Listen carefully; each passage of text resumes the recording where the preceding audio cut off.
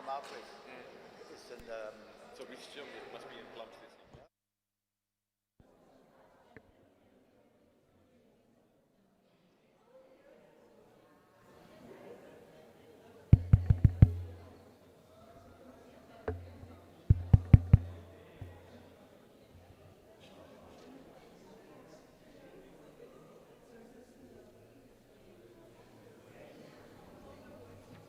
Can I move this thing?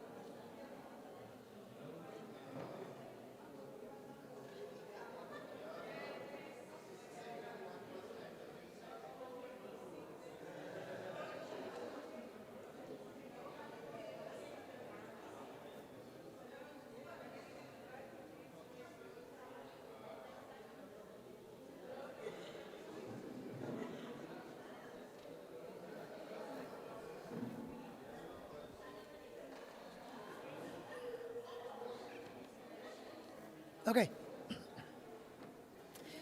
Okay. Good morning, everyone. If you can just make your way to the seating area and just find yourself a seat, please.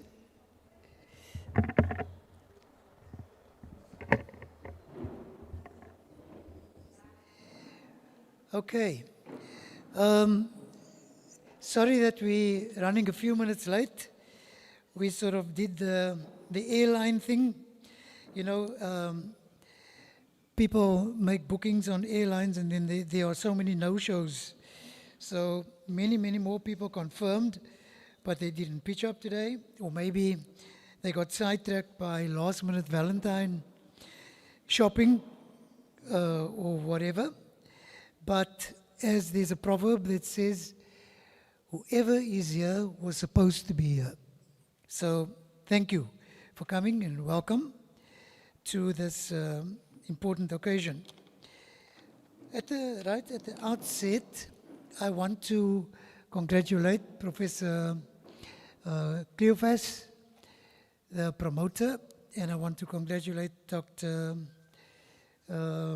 Mitchell, Vanessa, on getting the study to this point. In fact, for completing the study and having a journal publication in the process. So well done to the promoter and to the recently graduated Dr. Mitchell. Well done.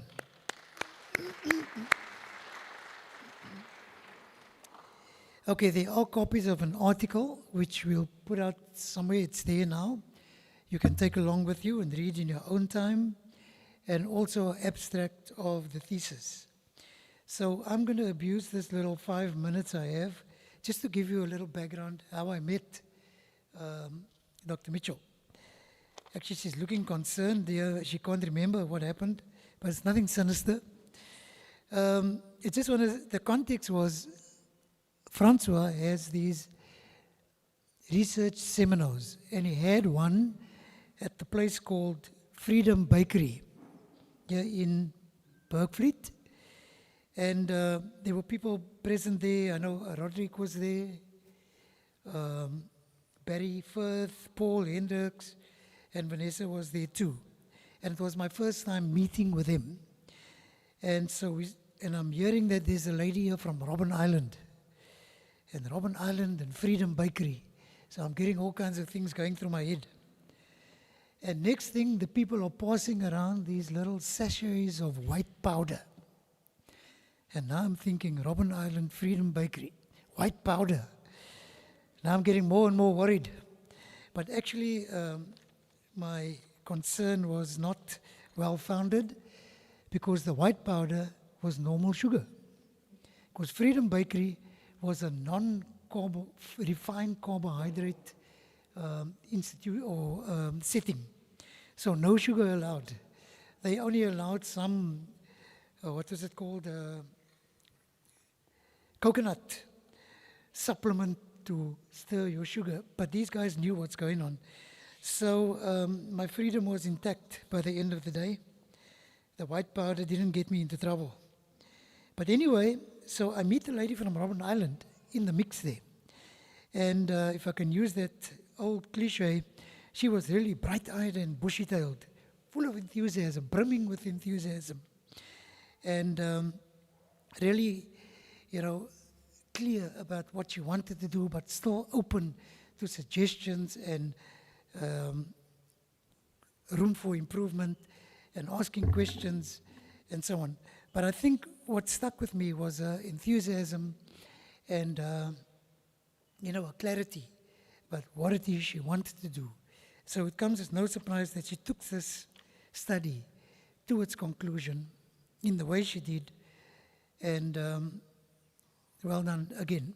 But that stuck with me, and I think that is half of the job done. If you have that kind of enthusiasm and hunger for what's required for the PhD, which is not an easy road. It's a lonely journey, but if you get done, you've done well. It's also considered to be a rite of passage for people, and it's a personal growth journey. So I think with that kind of start, it had to end in the way it did, and that's as a very successful study. So well done again. Okay, that's me and my diversion to Freedom Bakery. I don't have the freedom to do as much as I want to here.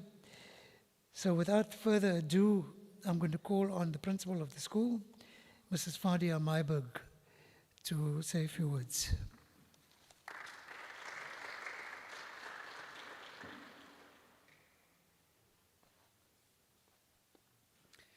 Good morning, everyone. Assalamu alaikum. Welcome to each and every one of you to the celebration of the groundbreaking dissertation of Dr. Mitchell. So I won't be speaking my full duration. I don't have the ability to just pick up and run with an incident or something. So I'll most probably use up less of my time than more of my time allocated. So Dr. Vanessa Mitchell, I met the first time when Dr. Cleophas launched his book. Is an education and heritage professional with a PhD in sports science from the Stellenbosch University, also my alma mater. Her research playgrounds of political imprisonment, historical narratives of sport on Robben Island from 1962 to 1990, reinterprets Robben Island by foregrounding prisoner-led sport as a form of community building, political education, and cultural production. With nearly 3 decades of experience in the museum and cultural heritage sector, complemented by a background in teaching, she has led initiatives that bridge education, heritage practice, and research. Also inspiring to those of us who are still teaching. Her current work continues to uncover overlooked narratives of sport in spaces of incarceration and marginalization. We gathered today to celebrate a remarkable piece of history, exploring the power of sport in the lives of political prisoners on Robben Island. Dr. Mitchell's research sheds new light on resilience, community, and the human spirit. Traits which we at South Peninsula High School mention, we try and emulate as educators and try and instill in our children on a daily basis. Also a school with a rich history, and so we are very fortunate and we thank you, Dr. Mitchell, for choosing South Peninsula High School and sharing your insights and expertise with us. I do believe this was also the place where the seed was planted and the PhD was initiated. We welcome you amongst the alumni of South Peninsula who have attained the PhD, just to name a few: Dr. Marion Jacobs, Dr. Sadiq Tutoy, Dr. Paul Hendricks, Dr. Zaid and Faik Wahid. I'm sure there are many before then, who unfortunately I don't know of, before my time, as they say, but welcome again. So from my side, to those of you who have entered the halls of South Peninsula, may it be reminiscent, if you are from here and you remember South Peninsula, we continue to strive for excellence at the school. We are a public school, we are a fee-paying school, and we try our best to give out our children the best of politics, life, world, global news, etc. Without further ado, let's dive in and hear what Dr. Mitchell, from Dr. Mitchell about her groundbreaking work. But before we do so, I must thank the Deputy Chancellor, Professor Moyo, for being present. Though small, it is a memorable celebration. So thank you for joining us today. I do hope you enjoy the celebration. Thank you.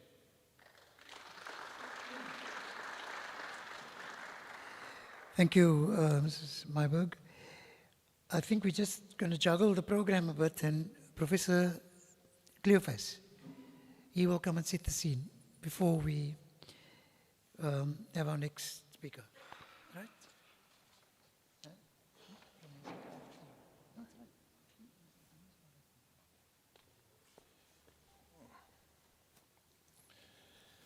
Thank you. So thank you to all for taking time out to come and share with Dr. Mitchell today. Just before I get started, this was a place where Dr. Mitchell started. When I had a book launch in 2018 to 2019, I had it here, she was sitting somewhere over there, and she came to speak to me then afterwards. And from there, she started off, and she is here, and she's now Dr. Mitchell. Just a point also, last year when I had my book launch here in this place, Miss Denise Bacon came to talk to us. And she's now at our university doing her 4th year now. Am I right, Prof? Bacon, Miss Bacon, Denise Bacon.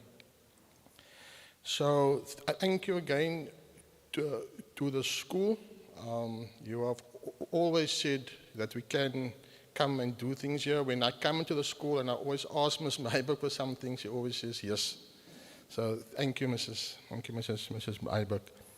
So if we can start with I'm going to talk about the PhD. Dr. Malcolm, I'm going to talk about the PhD system that was there. Malcolm is going to talk about the actual work that was done.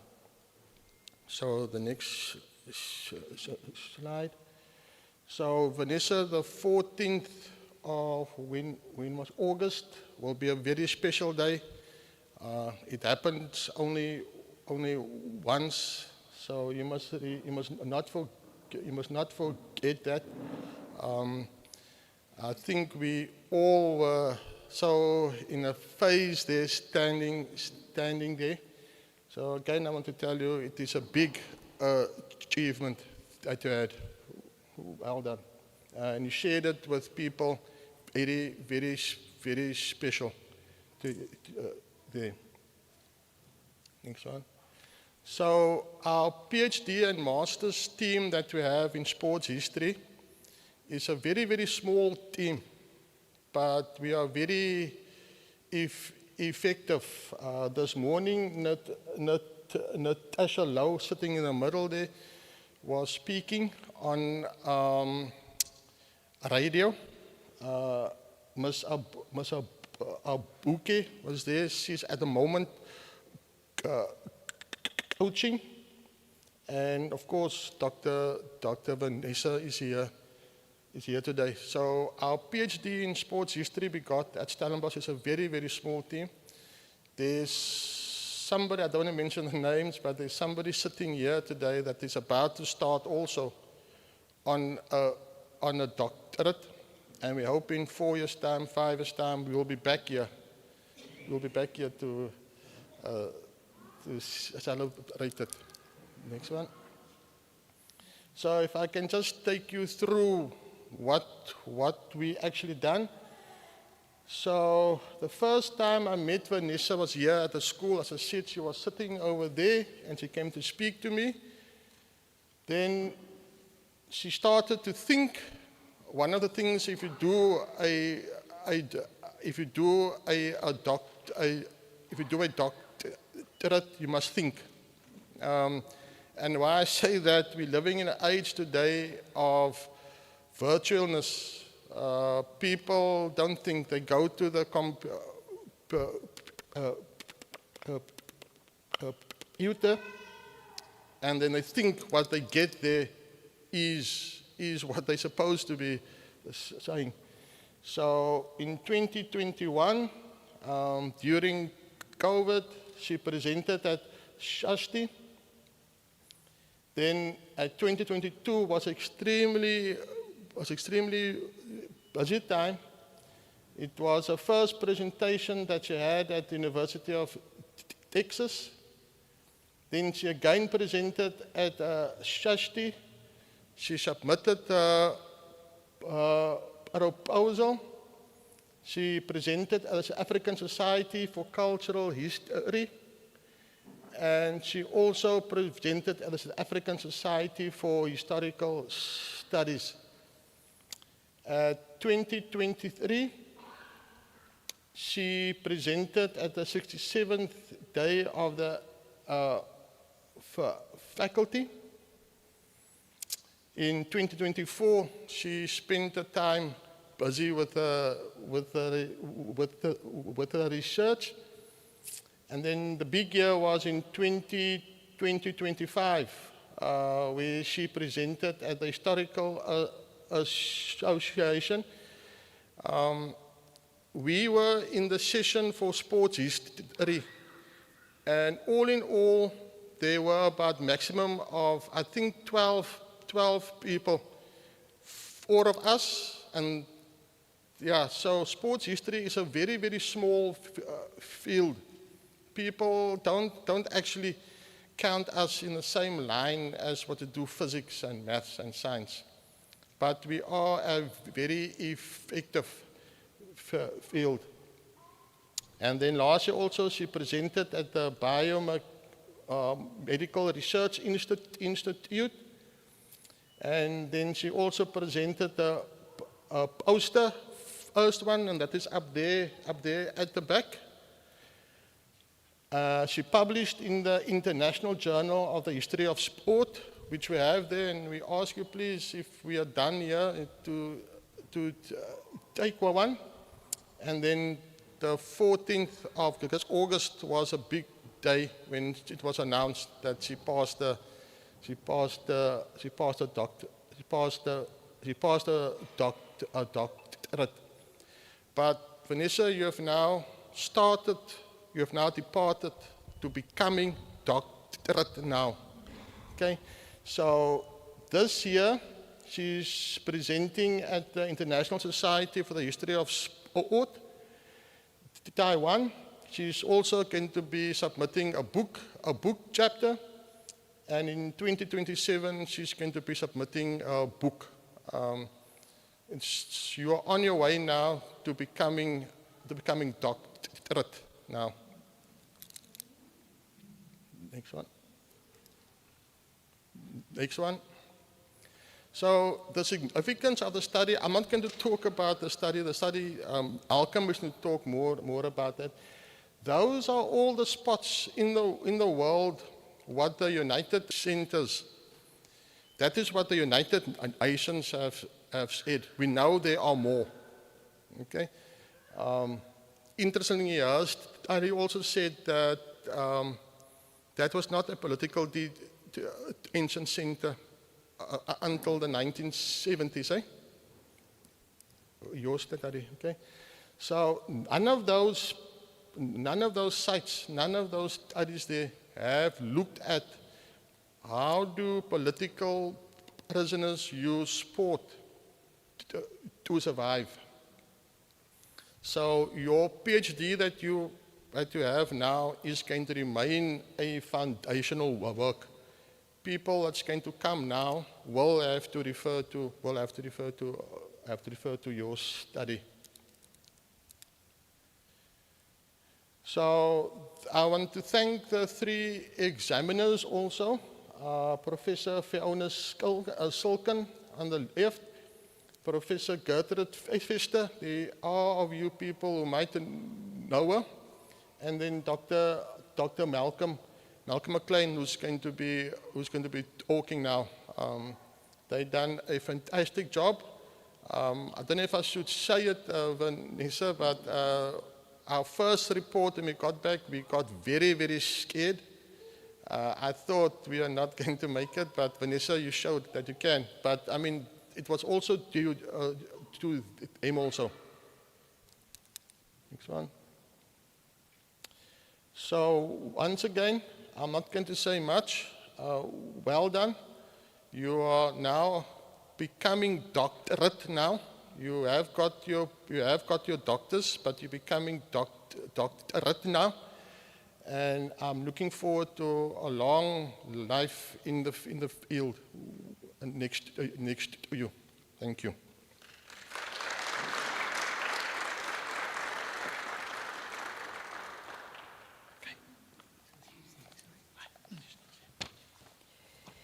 Okay, thank you, Professor Cleophas, for the background and the run-up process that happens. And as I said earlier, in that slide with a journey, there's a lot of spaces where you're on your own and it's quite lonely and so on, where you're doing what they call the kitchen work.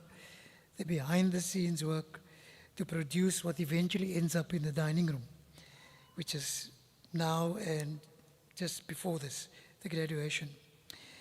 Okay, so I think today is about Dr. Vanessa Mitchell telling us a bit more. And I think you're going to be doing something, and then you're going to go into a dialogue with Mr. Solomon in that process. So I'll call on Dr. Mitchell to come and share a doctoral voice with us.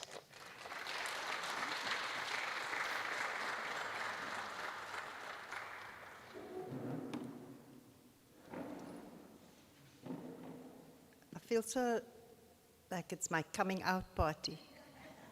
I should have come down the stairs in a long frock. But thank you so much for joining us today. I feel like I'm having to play my first softball match.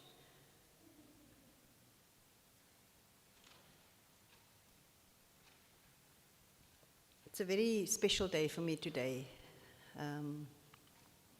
It's the first time I'm talking as Dr. Vanessa Mitchell. It's really so surreal. It's you know.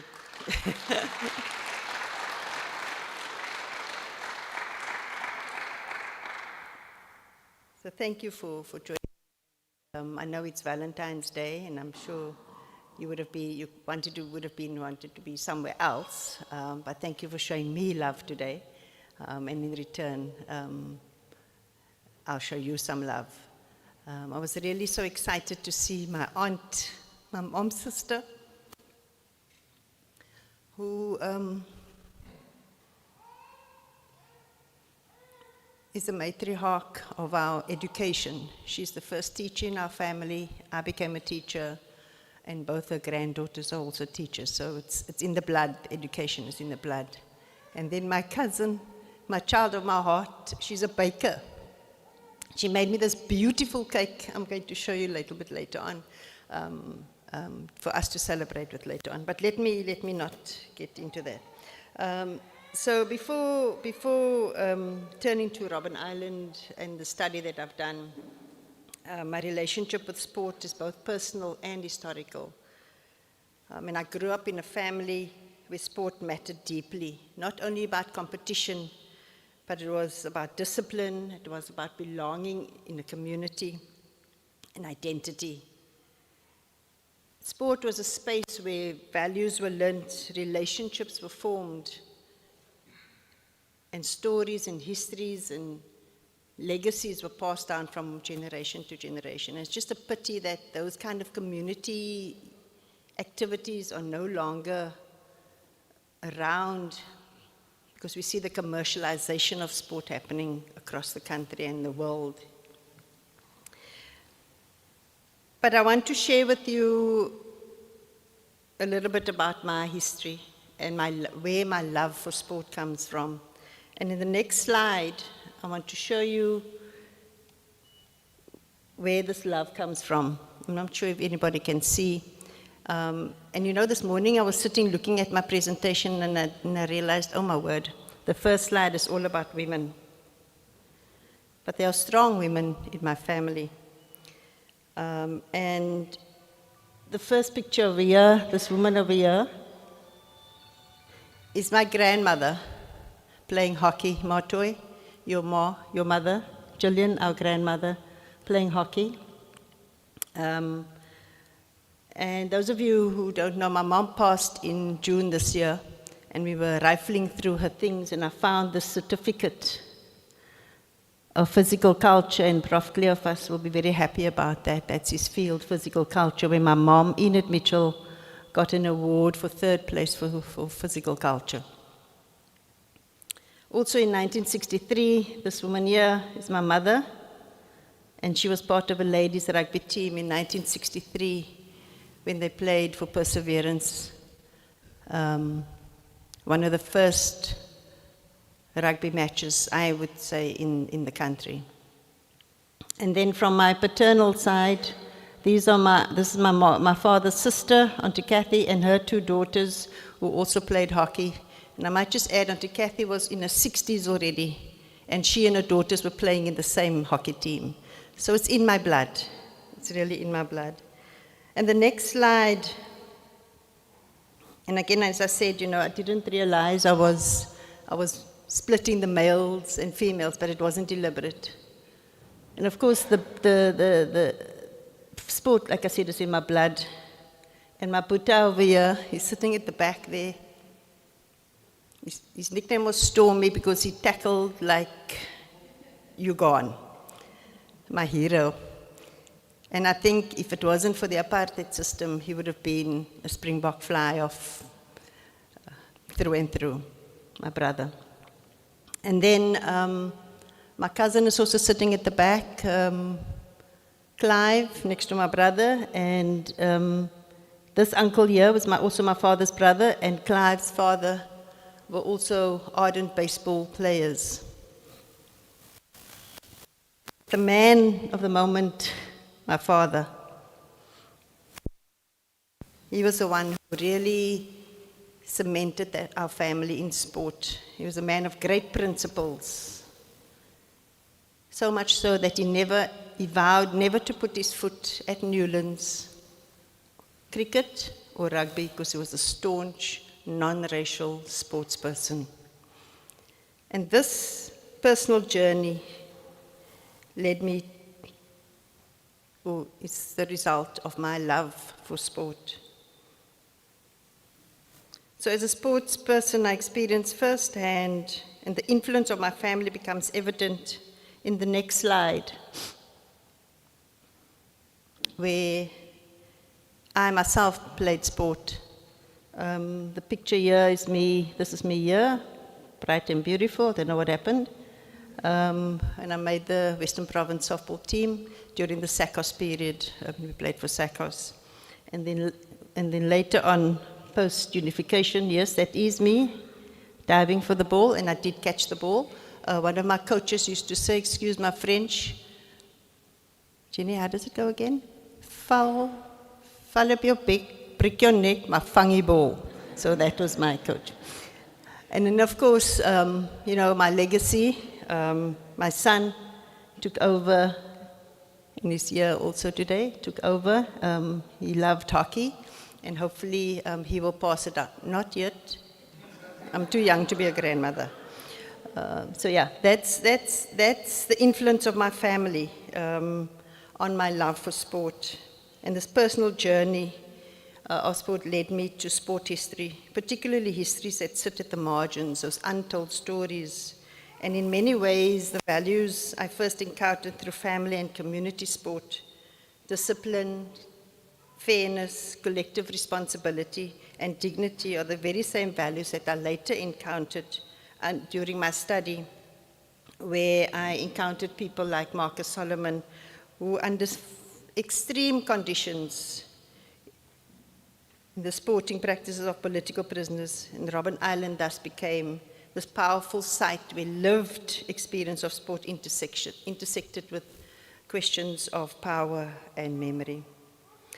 So in the next slide, I want to invite you to a space that was designed to deny that humanity and control people, and yet became the place where organization, discipline, and imagination flourished through sport. So Robben Island is often remembered as this place of hardship and isolation, but what is less visible but deeply powerful is our political prisoners use sport to not simply to pass the time, but also to organize themselves. And as we'll hear from Marcus a little bit later, it was also about education and to assert their moral order in a system built on this pain and suffering and control. So my presentation shares findings from my study, but we'll also hear from Marcus a little bit later on, whose lived experiences gives life to my findings. So the next slide gives a little bit of a layered history of Robben Island. If you have been there, you will know a little bit about it, but let me just give you quickly just a quick overview of this history of Robben Island. So between 1652 or before 1652, there was an occasional visit of sand people who visited Robben Island. Then it becomes a colonial prison where, you know, the colonists arrive and they colonize the Cape. They banish Khoi leaders like Oshamatu, David Steerman, and others to Robben Island. Also the very poignant, iconic Kratoa, which we'll talk about a little bit later on if we have time. Then it becomes a colonial hospital between 1846 and 1931, and then a naval base during the period 1931 to 1959, when there were no prisoners on the island, but also during all these layered histories of the island, there are elements of sport that I've uncovered. For example, during the leprosy period, they played cricket, they had a band. There was also the first swim from the island in the 1890s, from the island to Cape Town and so on. So there are traces of sport throughout the history of the island, but that wasn't the focus of my study. My study was between the 1960 political imprisonment period. So the island then becomes this apartheid prison between 1960 and 1991, and that's the focus of my study between those periods. And then, of course, in 1996, the Robben Island was declared a museum and opened its doors to the public as a museum on the 1st of January, 1997. So the next slide, I want to show you how I gathered the information for the study. I'm not going to dive too deep in because, I mean, I can't squeeze in 4 or 5 years of research into 20 minutes, so we can have that conversation. But I wanted to show you where I found most of the data. Of course, Marcus was very crucial in my study as the kingpin and the pivotal interviewee in my study, and several interviews with him and phone calls. I don't think he can hear us right now, but it's good also. So yeah, this is in 1991, when all political prisoners were released from the island, they obviously had gathered a lot of information of the imprisonment period. And when they were released, they were given apple boxes. And this photograph here shows the last prisoners in 1991 leaving the waterfront, which is now the waterfront, in 1991, carrying in their arms boxes, mostly apple boxes, with all the things that they had collected over the years. So these would be birthday cards and letters, those things that were not confiscated, and those were not censored. So then when the Robben Island Museum opened in 1996, these records were all then taken to the Maibuye Archive, which is based at the University of the Western Cape. And the collection over here is called the Apple Box Collection, in relation to the apple boxes that prisoners had taken. So in this archive, I promise you, there are 84 boxes of information, and 46 of those boxes I trawled through for 4 years. And I must just tell you, I've just scraped the surface. So there's really, for anybody else, and this is an advert now, Francois, for our sport history department. If anybody else would like to take up the trudges, please come along, and we would gladly put you to work. Both at the archive, and then there's another collection also that we have, the SACOS collection. So that's my advert, little bit of advert. So that was my base for almost 4 years, the UWC archive. Fortunately, as you all know, I work for Robben Island Museum, so I had access to that. So it made my life a little bit easier. The next slide looks at all my interviewers.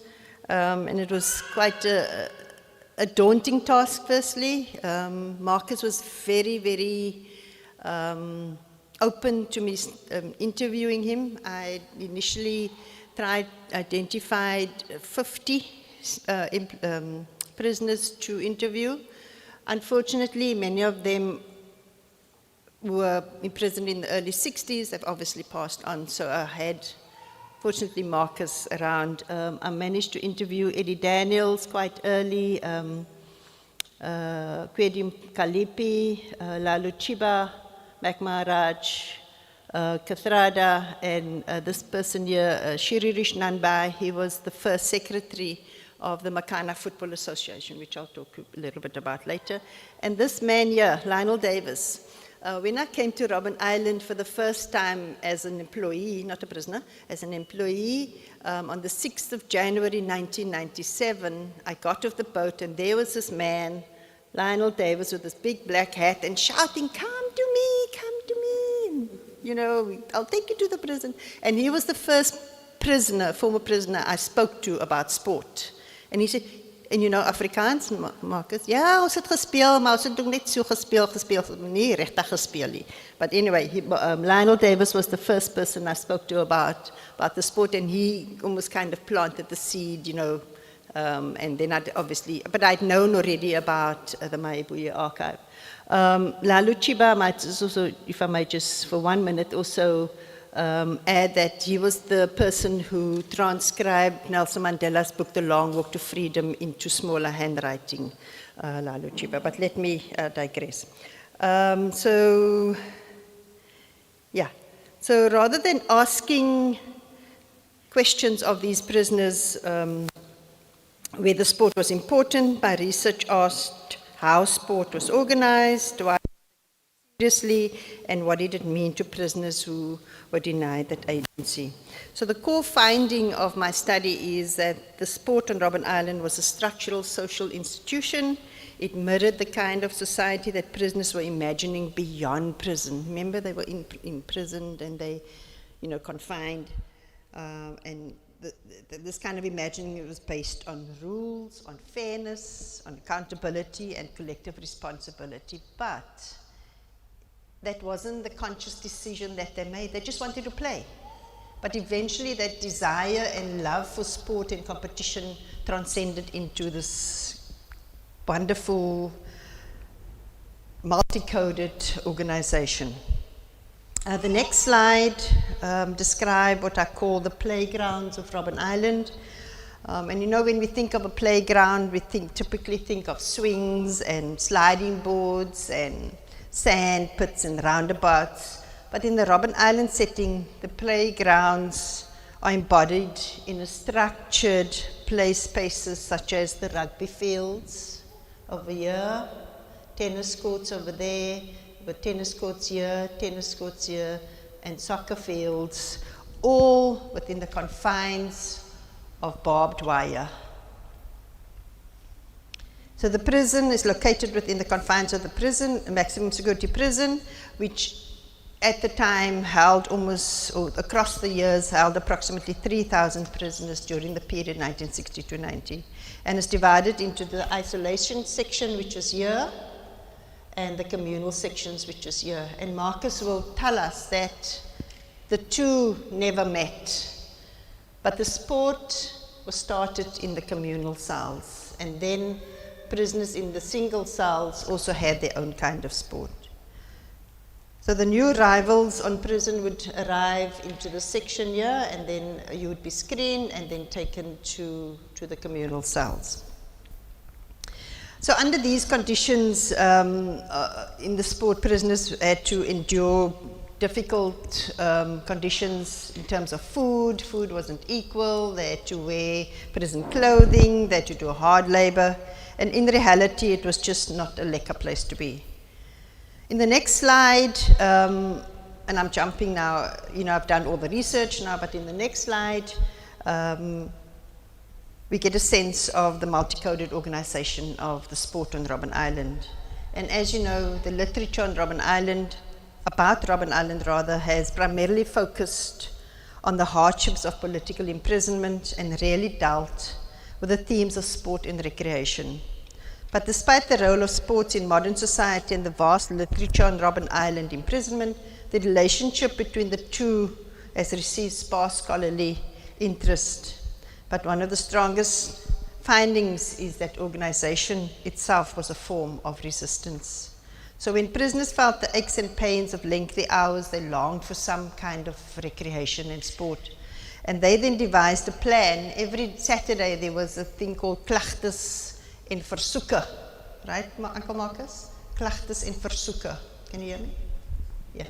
klagtes en versoeke. So prisoners would then go, the warder would then come and he would say enige klagtes, enige versoeke, enige klagtes, enige versoeke, and they would then devise a plan that every week somebody else would say, we want to play sport. We want to play sport, we want recreation. And this they knew that in the statute, in the laws, prisoners were allowed 1 hour exercise or recreation every day. So prisoners eventually got their recreation, and the recreation was to push wheelbarrows around in the courtyard. Afterwards, prisoners realized that, you know, they needed to be very more specific and say we want sport. Former prisoner, the late Sir Dick Isaacs, was also very instrumental in the sport on Robben Island. In his book, Surviving the Apartheid Prison, stated that initially there was no real plan. They just simply acted naturally and just wanted to play the game, and this is how the sport eventually was started on Robben Island. So over the years, this multi-coded structure was formed, and you have the first Sport and Recreation Committee started in 1969, and under this committee they formed themselves. It's almost like, you know, the old Western Province senior schools. We have all your structures, all your different codes. So it's really a fantastic multi-coded sports system, which I'm not going to go into, but just to give you an idea of what it was. They had the referees union, they had a first aid club, they had a disciplinary committee. I mean, a disciplinary committee, so much so these prisoners were so disciplined. There's a story of a prisoner who scored an own goal, and he took himself to the disciplinary committee because he was so embarrassed about scoring. But of course, you know, there were tensions and heavy tensions, particularly when now soccer had been well established, and people like Steve Scretty wanted to introduce rugby. And there was this huge fight, why must we now introduce rugby? We already played soccer. And similarly, you know, it happened when they wanted to introduce athletics and the summer games. So there were tussles. It wasn't just all a bed of roses. But then you have prisoners starting indoor games, cards, chess, and Marcus himself can talk about the chess pieces that they made.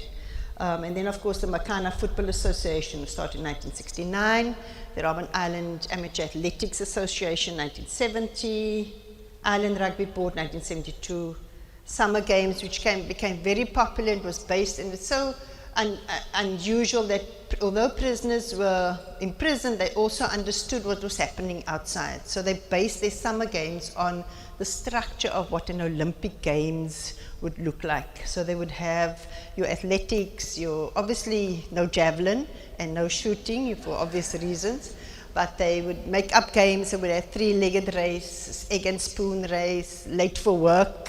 I don't know what you work, but anyway, late for work, even getting dressed, you know, all these made-up games as part of the summer games, which became quite an institution in their calendar.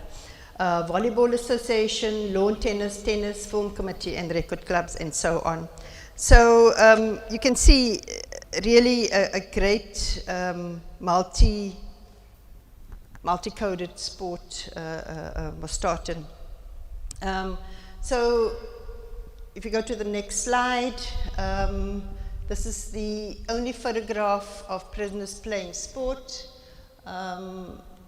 And it's quite strange because cameras were never allowed inside the prison, but according to Christo Brandt, who you saw earlier on, the one warder who I interviewed, one of 3 warders I interviewed, he claims that it could have been James Gregory, another warder who was constantly walking around with the camera. So this picture could have been taken about 1967, 68, when already prisoners were wearing uniforms. This is a prisoner referee, and you see, you know, warders were also kind of enjoying this new sports. The next slide gives you just 1 or 2 of the records that are found in the archive. Again, handwritten paper was a rare commodity in prison, and then again, those who were able to study would donate paper to the Sports Association. Again, handwritten from memory sometimes, but I do believe that a rule book of FIFA, the soccer organization, was donated by the International Red Cross to the prisoners, and they then obviously, would handwrite rules and dimensions of the soccer. This is the list of the first 8 soccer clubs or football clubs that started the Makana Football Association. Again, Makana, named of a Xhosa chief, was banished to the island in 1820. The next slide. Yeah, also a photograph or picture of the first 11 December 1967 of the first fixture of soccer. Now again, before the establishment of the Makana Football Association, they would just have friendly games. You will notice here the former president, Jacob Zuma, played for Rangers. And then prisoners also would, all soccer clubs had their own logos and badges. The Rangers had this blue and white. And again, showing that winning was not always at the top of the list, but rather participating. Our next slide shows 2 certificates that again were handwritten and drawn by Sadiq Isaacs, who again, smuggled paper and pens and wrote out these certificates. Again, you can see part of the summer games. If I get this into potato and spoon for first position in the potato and spoon race, and this was a certificate to Spartan Harriers Athletics Club for their participation in the summer games. So at this point, I want to pause and go to the next slide. I want to pause the narrative and invite a lived experience into the room. And I want to introduce Mr. Marcus Solomon, prisoner 369/64, was on Robben Island from 1964 to 1974. And the quote he gave is, you might not remember, it was during an interview you and I had. But I want to invite you, Mr. Solomon, yes, to come and sit here.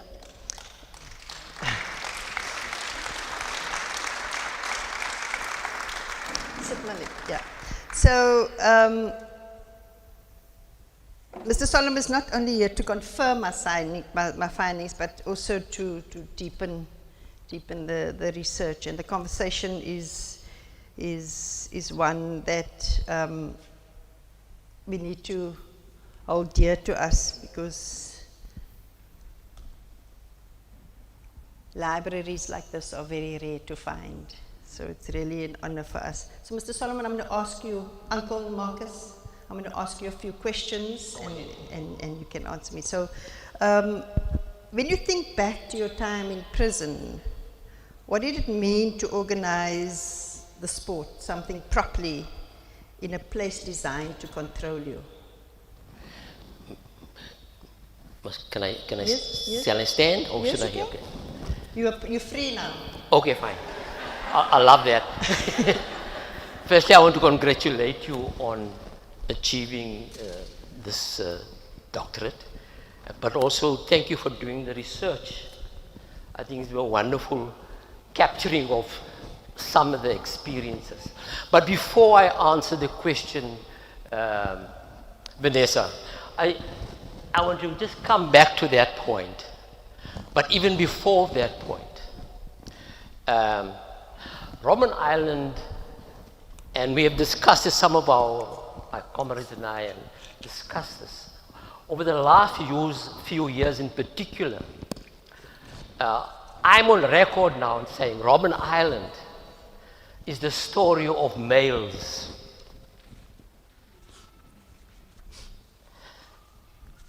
Because it only kept the prisoners who were classified male. And those classified colored, Indian, and Bantu. Those classified white were kept in Pretoria, and the women prisoners, they don't feature anywhere in the lives of political prisoners in this country. The reason why we have become very strong on that Can you hear me? I prefer to speak out without the mic. It's because you don't know the story, or you don't hear the story of all the female comrades and prisoners. And I'm not even going to speak about Dulcie and Lizzie. There are many others. And I think that's an important point we want to mention. The other thing is, about 2,500 to 3,000 people, males, pass, of course, in the modern period, pass through the gates of Robben Island. But it's through the sports programs that you've captured that the lives of many others have come out. Because before that, it's all about Mandela and Mandela and Mandela. And now and then maybe Neville Alexander, a few others. And it captures through the history. And by the way, it's these people themselves, also Mandela, he's spoken many times about. I was not the only one in prison. When we had the reunion, almost 1,000 people were there. And the first thing the media does to run away, and they go and interview Mandela. He says, there are all these people sitting here on Robben Island. Now I'm raising that because history over the last few years, and that's why history like yours, Vanessa, is beginning to capture some of the real life of the prisoners, because it's the history of our people. But only the males and those classified Africa, well, at those days it was Bantu and colored and Indian. But it's through this history. But the main point I want to make is that one. And you've captured also the history of sports in the Western Cape, maybe rugby or so. But the history of sports in this country is powerful. I come from the Eastern Cape, by the way. And I was telling somebody, jy moet kerk toe gaan, jy moet sport speel, jy moet skool toe gaan en jy moet self gedra. You understand? So, sports is big, but so is culture. The history of culture on Robben Island must still be told and written. And so the history of the literacy program. And by the way, the people speak much about the suffering.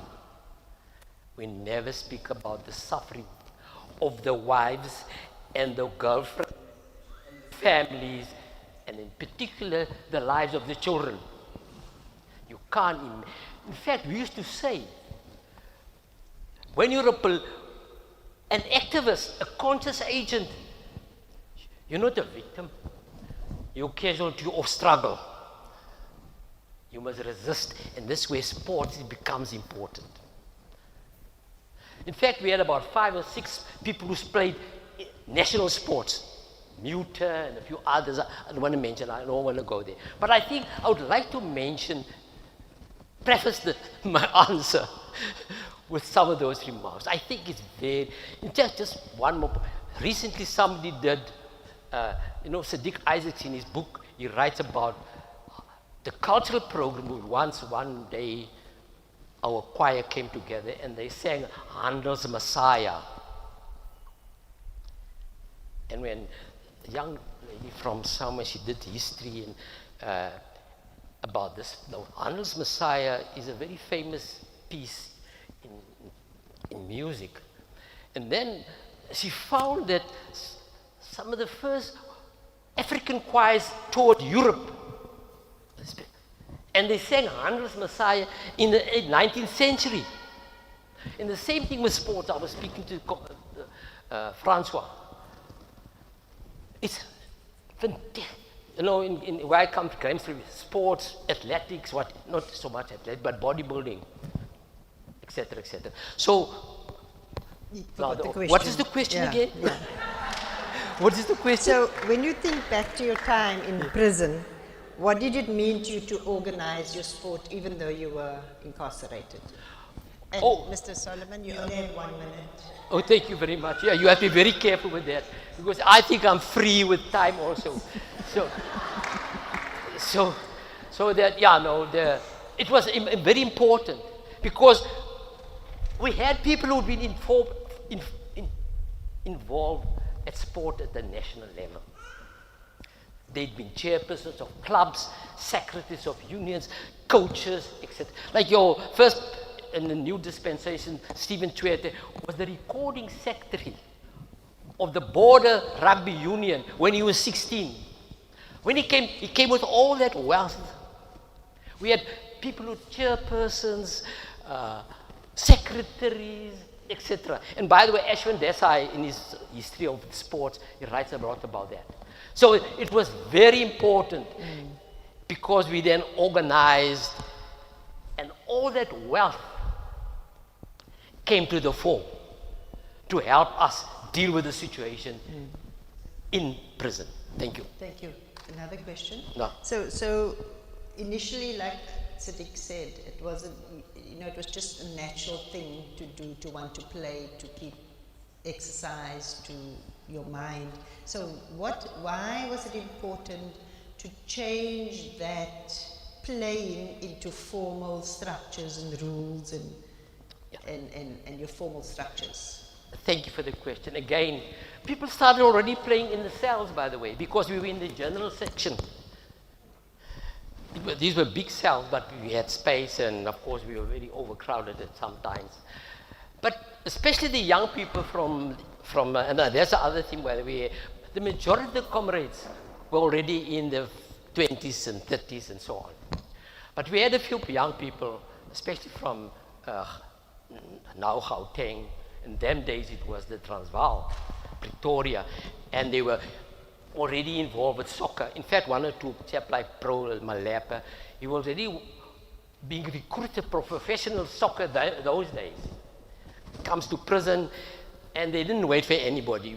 They made a ball of some cloth, and they were kicking around, and so sports started in that way. And then, of course, all that experience was used now to say, let's begin to, and that's where your point about, we started asking, we want to have facilities to play, because although we wanted to be recognized as political prisoners, but South Africa was not a signatory to the Geneva Convention. So they told us, you're not prisoners, you're klomp moordenaars, julle het mense gemoor het en alles daai soort ding. So, but the rules governing prisons, you could play sport, you could study. So we used that to demand for the privilege of playing. And then, of course, we start playing. And it was a very powerful, if you may call it that, I think the word therapy, ne? Therapy, yes. For our physical and mental health, yeah. Thank you. Last question, Mr. Solomon. So when you watch sport today, and you professional or community sport, if it exists, what can these organizations today learn from the model you adopted at Robben Island when you were organizing your sport? Yeah, I mean, there's lots that we can learn, but I also come back to our people have a long history of organizing sport. In fact, I'm very strong in this. People right now, in fact, a lot of us, we're busy with a major study. Like in those days, there's a powerful sport program already in communities. Do your own research. Go on a Saturday, go through the sports field, in the streets, people are playing. Ons gaan nie wag vir government, by the way. And it's made, a lot of the people organizing sport are women. Soccer, rugby, tennis, netball, whatever.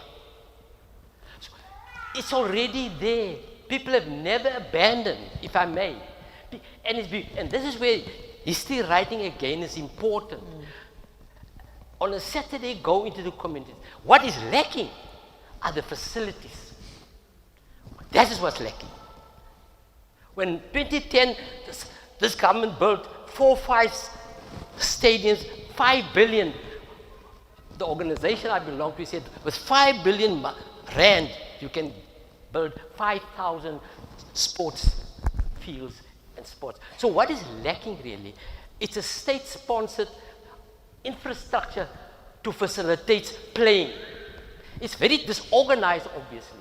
And I think my last point on that, I think all of us, in fact, the organization I belong, we've adopted the slogan now, sports for health. We need to play. I've played all my life. I grew up in this thing. I swam, I played, whatever. So I really think this issue of sports, and I think what we can do is show the island under extreme conditions, people use sports. And it's really about physical activity. And our kids need it desperately. And what they're doing on the streets is very dangerous. So we need organized, infrastructure where people can play. Yeah, thank you very much. Thank you, Mr. Solomon. Thank you so much.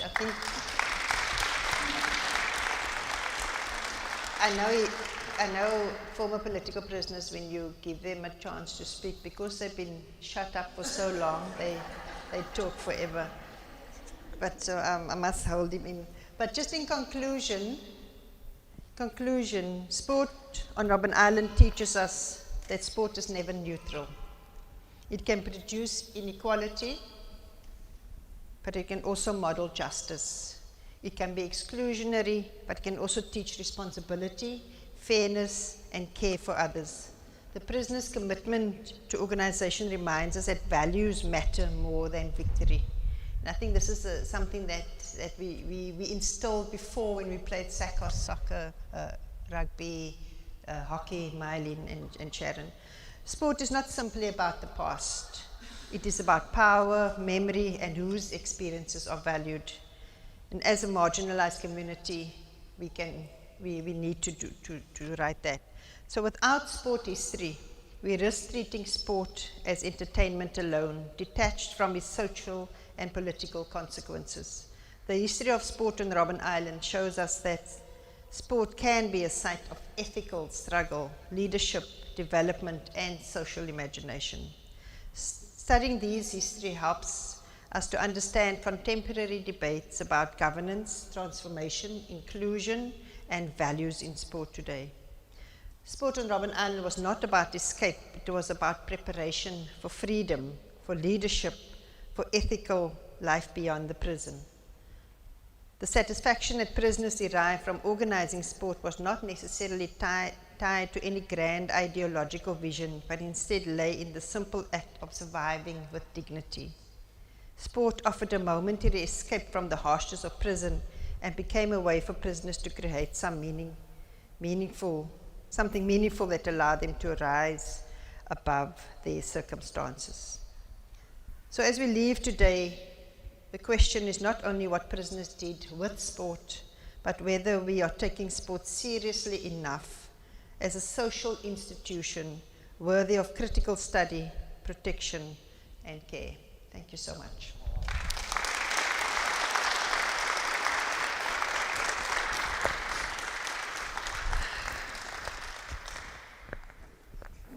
Thank you, Marcus. You can come with me.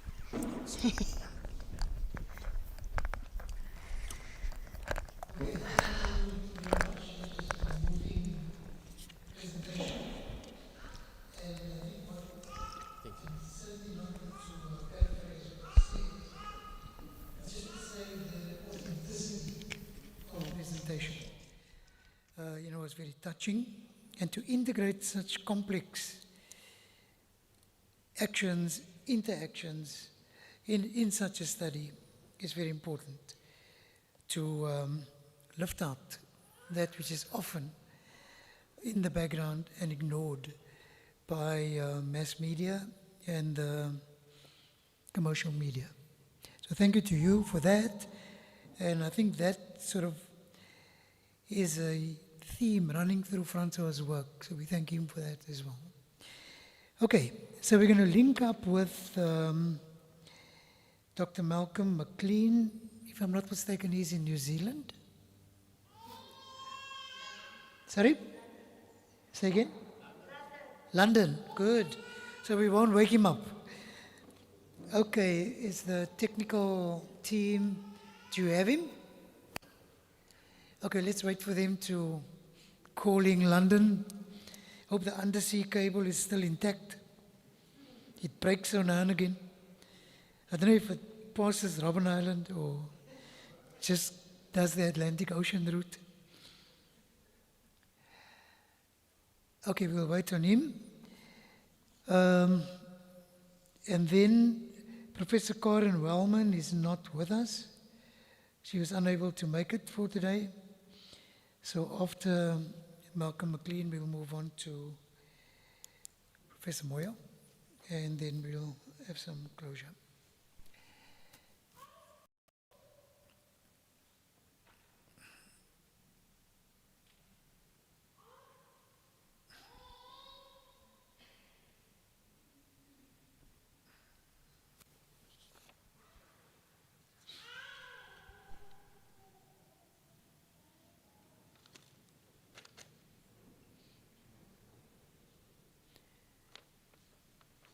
Okay, while we're waiting, maybe I can just insert something. Narrative work is stories, but anybody can tell stories. But the key when working with narratives is that the stories must ring true. It must give people a sense I can identify with it. And there's a nice word that describes that, and I like that word. The word is verisimilitude. That's one word. It's half the alphabet in that word.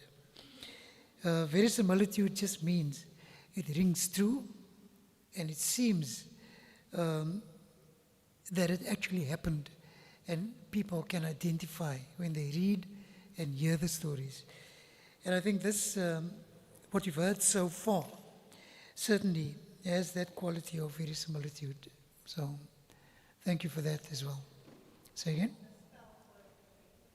Okay. I won't spell it now. I don't think I'll get it right. Without spell check. Okay. Are we on?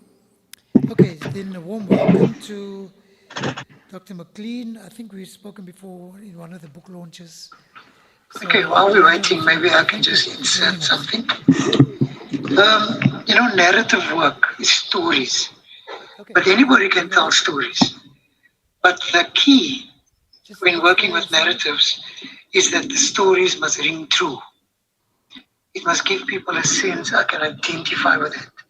And there's a nice word that describes that, and I like that word. The word is verisimilitude. That's one word. It's half the alphabet in that word. Verisimilitude just means it rings true, and it seems that it actually happened. And people can identify when they read and hear the stories. And I think this, what you've heard so far, certainly has that quality of verisimilitude. So thank you for that. Say again? Now, I don't think I'll get it right. Without spell check. Okay. Are we on? Okay, then a warm welcome to, we've spoken before in one of the book launches. Okay, while we're waiting, maybe I can just insert something. Oh, yeah.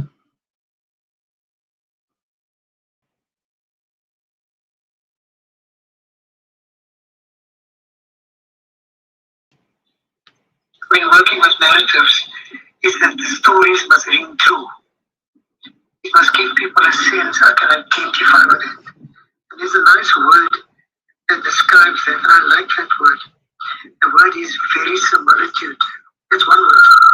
It's half the alphabet in that word. Similitude just means it rings true, and it seems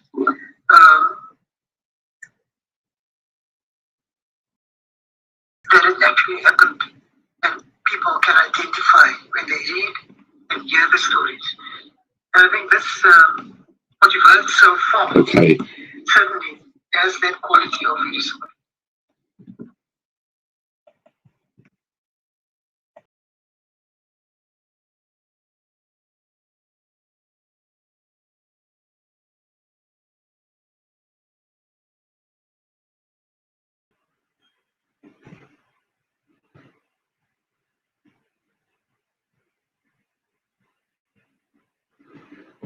Can you hear me now?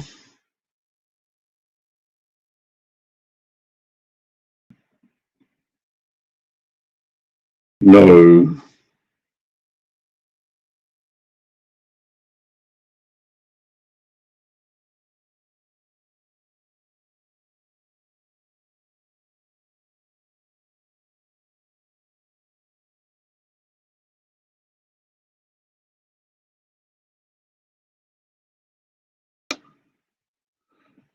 Right. I have no idea what's happening here.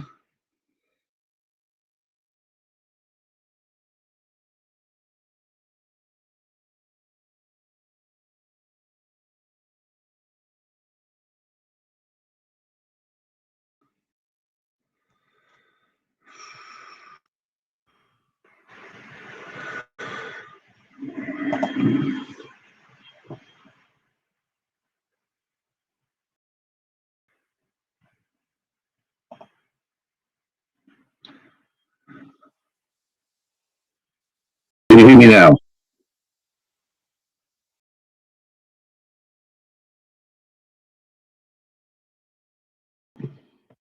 Is this link working?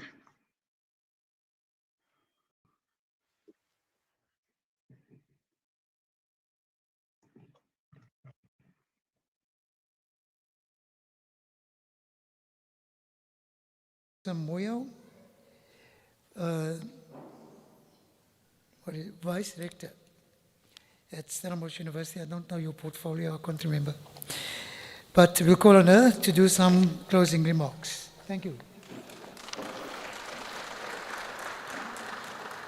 Thank you so much, and thank you to our program director. So I'm hoping, obviously, by the time I'm done, that we sort out the technical issues. So, but thank you so much once again, I think, for inviting us. It's the second event we've had, well, which I've attended here. So I want to really thank also our principal, for... It seems that it's now working. Can we hear him? Yeah? So do you want me to continue, or I just finish off? Okay, good. Thank you so much, Cleophas, for, of course, the work you've done as a promoter. And also, I think, having heard from Dr. Vanessa Mitchell and Professor Marcus Solomon, I think in terms of the way you told the story is really amazing. At least we could connect with that. So I just want to also congratulate you both. I think the PhD is not just for the recipient, but also for the storyteller, so we should just recognize you for that as well. So please, let's say thank you. Yeah. So normally you should have also got another PhD, right, for telling the story as well. So you can say it's my PhD too. And then, of course, I acknowledge, Professor Chris Reddy, Professor Fadia Myberg, Mrs. Fadia Myberg, the principal, and then Dr. Malcolm McLean, who's going to speak, Dr. Malcolm McLean, Professor Karen, who's not here. And then, of course, each of you, the family, the aunts, the cousin who made the cake. We look forward to the cake as well. And all the family and friends who are here. So, of course, for me, it's just from the university side to say it gives us great pleasure to see how we are able to share knowledge beyond just having the thesis on the shelf, that we are able to go back to the community, where this work takes place, and share that. So it gives me really great pleasure to say a few remarks on the playgrounds of political imprisonment, historical narratives of sport on Robben Island that we're sharing today.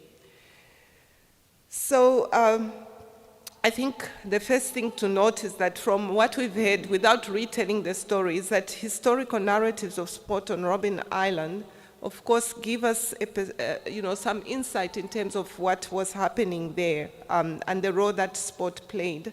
And I think in terms of this event today, we've heard not just the fact that there was sport, but the fact that also sport can be also political. I think it was used as also a place where people would strategize, where they would, try to solve the problems. I think, as Mr. Solomon said, where you try to engage and then solve the problems that people must have faced on the island as well. And then I think, if you think of the island itself, Robben Island occupies a profound place in the South Africa's collective memory. It is a globally, of course, recognized site of political imprisonment, suffering, and also resistance.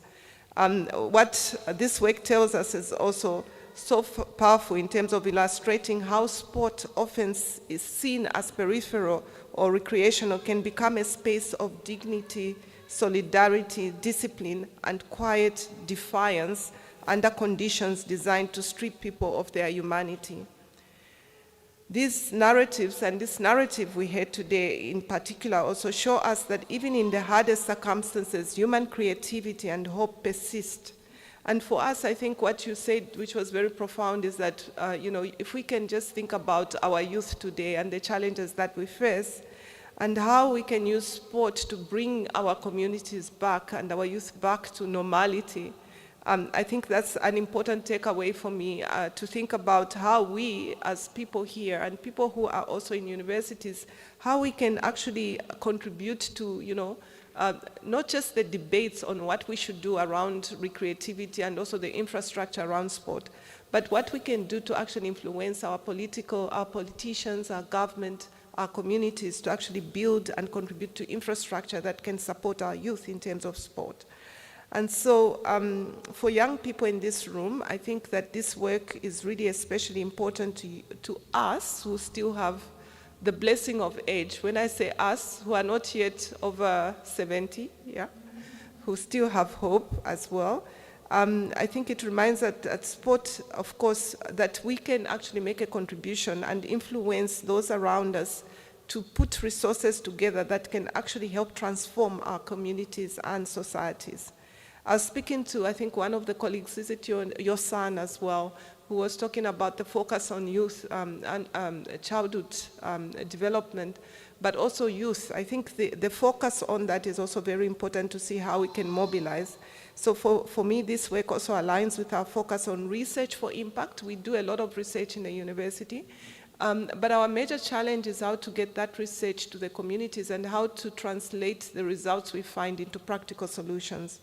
So as part of research that informs teaching, learning, shaping our public debate and discourse, understanding how we can work together with, for example, even schools like this school, for example, where we are today, our communities, policymakers, in terms of making that transformation and change is important to think about.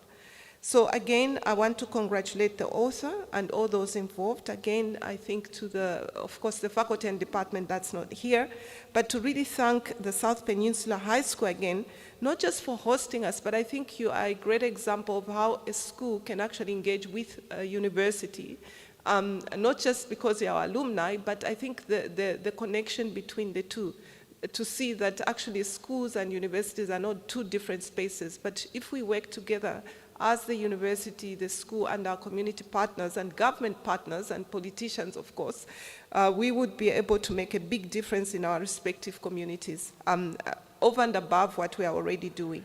So may this work, encourage deeper reflection on our past and also our future, and make us think of the possibilities that we have in our future. And may the youth who are in this room, and I think everybody's a youth, and I think for us who are able to see people like Mr. Solomon, when you think about it, the fact that he's strong and standing, I think sports plays a big role. Do you still do any sport currently? What keeps you young? What's keeping you young, Mr. Solomon? How come you're young and strong? Are you involved in sport now? Yes?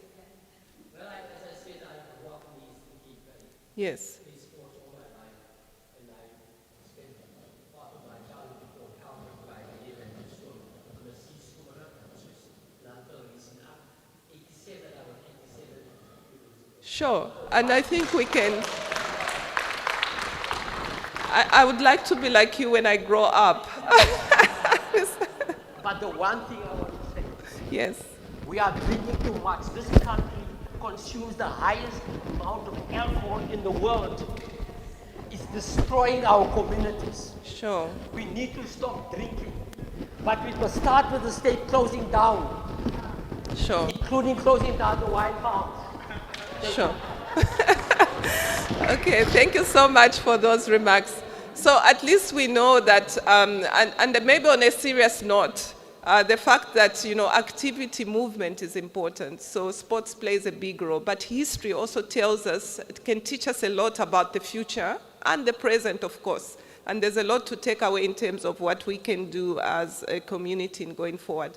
So from my side, I think it's really to thank you for the work you are doing, and also to look forward to what are the possible next steps. I believe there will be future PhDs, so we encourage those who are aspiring to do not just a PhD, masters. We also have a lot of postgraduate certificates that we offer as a university. Learning doesn't stop, so if there's any opportunity to do something, we encourage you to just reach out and see what is possible. And I know most of you are parents, some of you are aunties, you've got, you're bringing up the next generation. So yeah, the university is open also to try and see how best we can intervene. And there are many programs that are there as well. So with those few words, thank you so much. And I feel honored to have been part of this engagement. Thank you.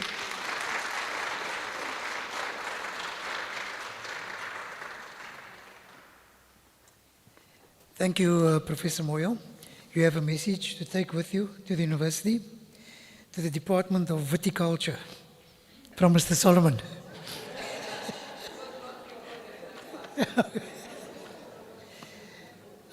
Are we now connected? Okay, Malcolm, I think we're connected. Am I on screen? Yeah, yes, you are. Thank you.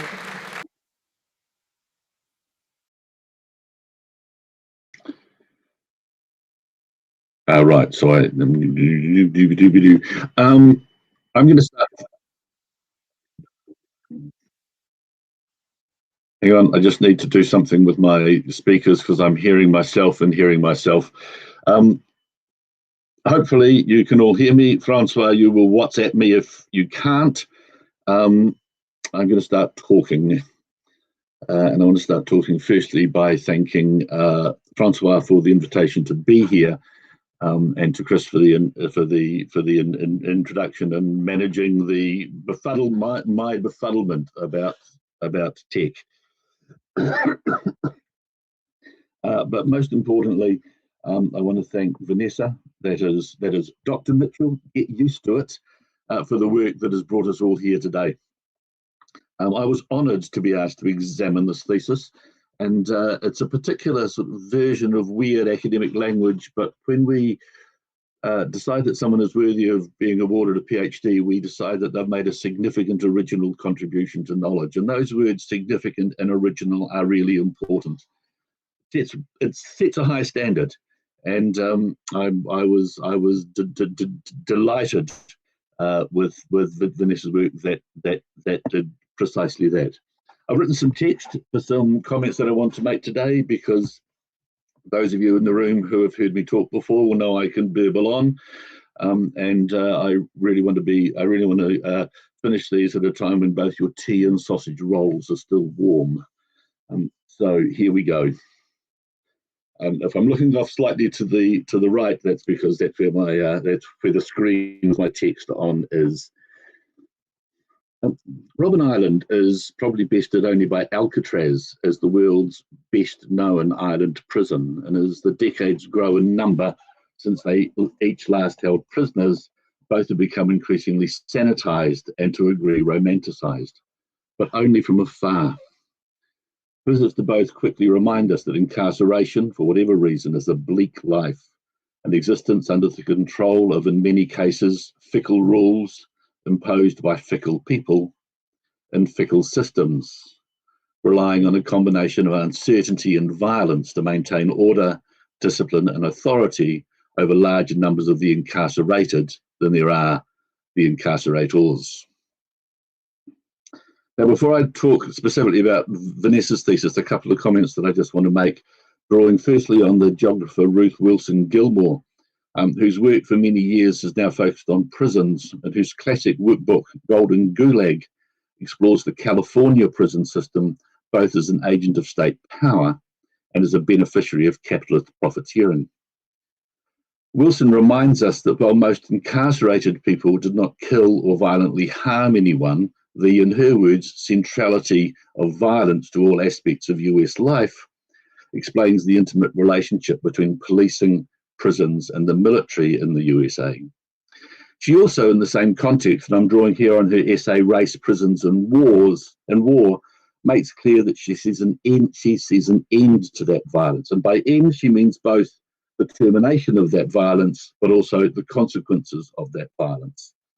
When she says, and I quote, "Violence produces power," which under the grow or die culture of capitalism seems like a slightly erratic expression of self-interest. But violence does not produce all power, which means that its effectiveness might come to an end. This is the lens, the potential for the end of a particular form of power that I keep coming back to when I read Vanessa's work. Now, sport in prison does not seem like the most profitable place to explore struggles for freedom. Those of us who watch too many prison dramas are likely to know of sport and physicality as a way to assert power and standing, as skills development to survive, and especially as an assertion of particular gender hierarchies. In a more mundane world, it might better be seen as a source of pleasure, and Marcus Solomon commented on this certainly, that is essential for psychological survival. I'm reminded here of the slightly sprightly way my father spoke of sport in his prisoner of war camps, and the glint in his eye when he spoke of playing rugby for New Zealand, albeit in a muddy Polish camp in 1944. Or of the way the Russian cultural activist and Pussy Riot founder Nadia Tolokonikova spoke of the importance of bodily movement that wasn't prison labour during her imprisonment by the Putin regime. Yet the story Vanessa tells is not one of just getting by, of surviving, but of organising, of lobbying, of negotiation, of shifting the outlook and views of the repressive state, those agents and enforcers of apartheid, both as a system of control and a system of dehumanisation. And this is the first point I want to make about the importance of Vanessa's work. Much of the image we have of prison sport is of activities run by prison authorities. Yet here we have, much like my father's prisoner of war camp sport, prisoner-led sport, where the incarcerated assert their agency to act on their own behalf. So this sport is a way of resisting, a way of undermining those efforts to dehumanize by acting independently and with purpose. It's also about developing and refining political skills, because these sports organisers had to work within those fickle rules of the prison system. In a prison that had an uncomfortable and uncertain relationship with the rest of the apartheid-era prison system, where that state worked overtime to deny that these were political prisoners. Working within the rules meant negotiation, meant finding the weak spots, meant identifying those places where power was not absolute and picking away at it until that thread unravelled just a little bit and the prison population could gain some concession. A little academic moment, the theorist of hegemony and former Italian political prisoner Antonio Gramsci, murdered by Mussolini's fascist state, calls this a war of position, and argued that the vast majority of political struggle was of this kind. More recently, cultural theorists have called it a politics for the bad times. Vanessa has been lucky that her interviewees in the archives gave insight to those negotiations and the concessions that they led to. Had they not existed, there would have been no sport, and we would not be here today. But more importantly, had she not recognised that political significance, I also doubt that we'd be discussing this thesis, because I doubt there would be a thesis to discuss. For many, certainly outside South Africa, I suspect it's also a story of surprising demystification. This is because outside the country, the story of Robben Island is of the incarceration of the liberation movement's elite leadership, and again, Mr. Solomon commented on this, and largely of one man, Mandela. And it's more than that, perhaps also of people like Robert Sobukwe, but it's hard to see whether most people outside the country even know there were thousands of others imprisoned on Robben Island also. And it's those thousands of others who are the people who make these stories of Robben Island sport possible and whose stories Vanessa uncovers. Now, just a quick caveat. Vanessa is not the first historian to work on sport history on Robben Island. The American historian Chuck Core and the British journalist Melvin Close have done good work on soccer. The South African historian Hendrik Snyders has looked at rugby, the rare historian who gets to be first. But Vanessa's work is distinctive because it does not focus on a single sport, but on sport in its totality. All of the sports codes played, unpicking the clubs and organisations formed from chess to rugby and more. She also recognises, and I think this is important, that the warders were also stuck miles offshore in the South Atlantic and was able to explore their sport and recreation activities, informative in itself, but also a notable counterpoint to the inmates' activities. So in the warders' sport, we see recreation, but in the prisoners' sport, we see agency, we see resistance, we see autonomy and control. We see those not just in the spectacle of sport on the soccer or rugby field, but in the mundane activities of the everyday, in organising and planning and recreational play and the ordinary things that build community, friendship, if not comradeship, that could help ease some of the ideological differences that mark factions and tendencies within the wider liberation struggle. That community not only existed in opposition to a common enemy in prison, building that community also required recognition of the common existence that is essential for survival in the everyday oppression and pressure cooker that is the controlled environment of the prison. Now, I heard Vanessa speak about this work last year, where she pointed out that sport on Robben Island did 4 important things. It was a place where proud, engaged, socially active people could provide service with dignity to their community.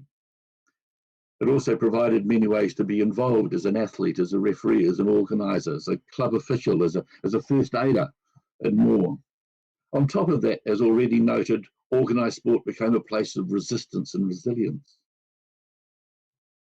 And finally, for those socially engaged people who were also politically engaged, it provided a space of growth and enrichment to develop and enhance organising skills. By focusing on sport in its widest sense on Robben Island, Vanessa also recovered untold stories, enriched our understanding of the struggle against apartheid, and helped expand the ways we understand sport and how it might fit into wider social and cultural struggles. So to wrap up, I wouldn't be much of an academic if I just left it at that. Part of what we do as academics when we read things like this kind of insightful thesis is ask more questions.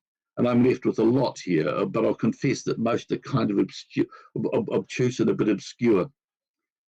And while I may be an historian, I have a tendency to wander off into the philosophical. That said, there is one big issue that I'm left wondering about. Vanessa has shown that even in the most controlled of environments, we can still enter into negotiations with power and win concessions. So I'm wondering about whether and how that happens in other settings, in other prison systems, in other highly controlled environments like the military, and the potential to assert agency in those kinds of settings. In the context of prisons in particular, I'm also wondering what this kind of work tells us about the politics of prison abolition and the end to the kind of power through violence that Ruth Wilson Gilmore sees in the overthrow of systems based in violence.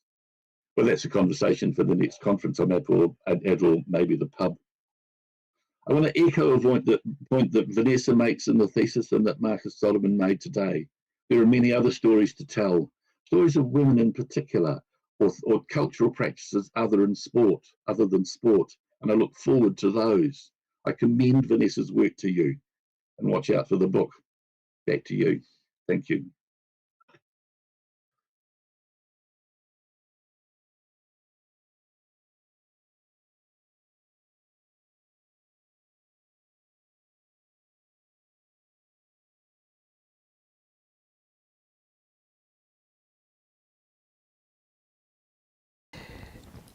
Input. regarding the thesis and the study and linking to other works and other people's work. It always amazes me at how informed people abroad are of South African developments and South African settings. So thank you very much for that. Is he still with us? No. Okay, and then I probably just want to do some thanks here that has come up here. But before that, again, I'll start by thanking Vanessa for this, really insightful and moving study that you've done. And, for foregrounding activities that are always on the margins and often ignored by mainstream media. But, just lifting that out, and as Malcolm said, in the process, even asking even more questions than were answered through your study is really valuable. And I just want to lift out something or mention something. I read a piece by Dougie Oakes, and he said, sport is inextricably linked to politics. And integrating sport and politics, he believes, is a South African invention. It has come from here. But still people deny that and like to say, let's move on. That was part of his article. And let's forget about that. Let's move on. But history tells us, we can't just move on. We have to remember and we have to understand where we actually come from before we can move on. And in our case, in sport, in general, and the complexity of sport and politics is huge. And we can't just forget about that and put that on the back burner. So this kind of work is important, and the work that Francois and the cohorts he works with has been important. Francois, I hope I got your language right. Is this the Lavender Hill community? Okay, so some thanks. We'd like to thank the Lavender Hill community. I just want to mention some other people in the sports history cohort Francois works with. It's his first doctoral student is here today. It's Dr. Roderick Willis. Thank you. He's over there for being here. Thank you to Professor Moyo for making the journey to be here today and sharing your insights. And then I want to thank everybody on behalf of Francois and his team for just being here today. Thank you to Mrs. Myberg for availing the facility and also for your input. And then lastly, if there's anybody who has been stimulated by this research, who has always had something, a burning interest in sport history, politics and sport, we can't ignore, then please speak to Professor Cleophas at the conclusion of this gathering today. But then to everybody else, thank you for giving up your time. Thank you for coming here today and sharing with Dr. Mitchell, Professor Cleophas, and everybody else. And then everybody, lastly, please join us in having some eats and treats, Valentine's eats and treats, and share with people and make new friends. You never know what comes of very simple conversations. They say in tea rooms, new research, new understandings have come from incidental conversations. So get involved with the incidental conversations, and you never know what comes from this. Look what happened to Vanessa, and how much is unearthed and uncovered through her research. So Vanessa, again, well done, and we're wishing you well with this doctoral journey. You shared your doctoral voice with us. You have, what's that word? The doctoral, not journey. Anyway, it'll come back to me. I mentioned it earlier. But you're there, and just take it further and share Well done and best wishes for the future. Thank you, everyone.